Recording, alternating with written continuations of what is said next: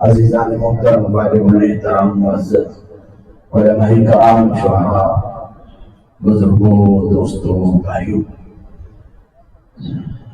رات کا کافی حصہ گزر چکے ہیں۔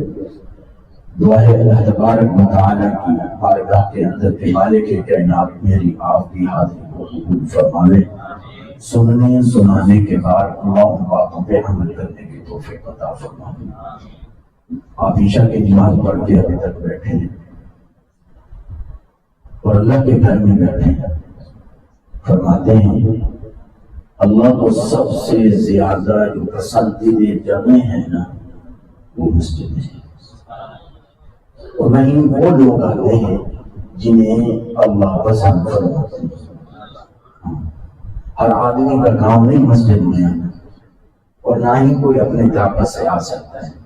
جسے وہ چاہتا ہے اسے اپنے گھر کے اندر آنے دیتا ہے۔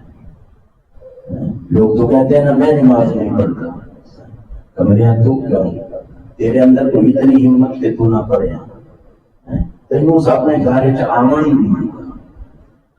علماء موجود ہیں، ان سے پوچھ لیے کہ اللہ فرماتے ہیں میں جب بندوں سے ناراض ہوتا ہوں تمہاری دولت نہیں چھینتا،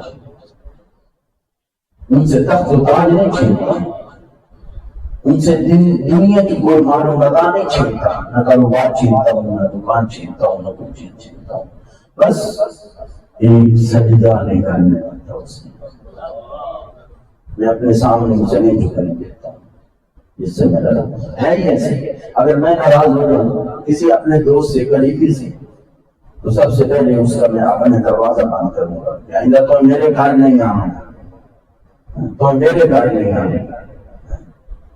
تو میرے محترم جب وہ ناراض ہوتا ہے تو وہ بھی یہی کہتا ہے وہ تو میرے گھر نہ آنا۔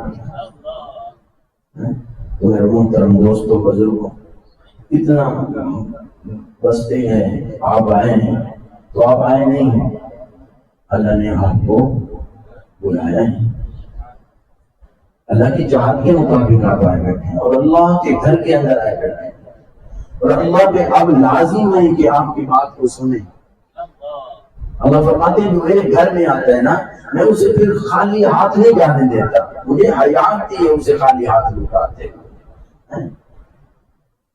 تو پھر آپ ایک اللہ کے گھر میں اور پھر تذکرہ مصطفیٰ کے لیے، سن محبوب کے میلاد کے لیے، سن محبوب کی سیرت کے لیے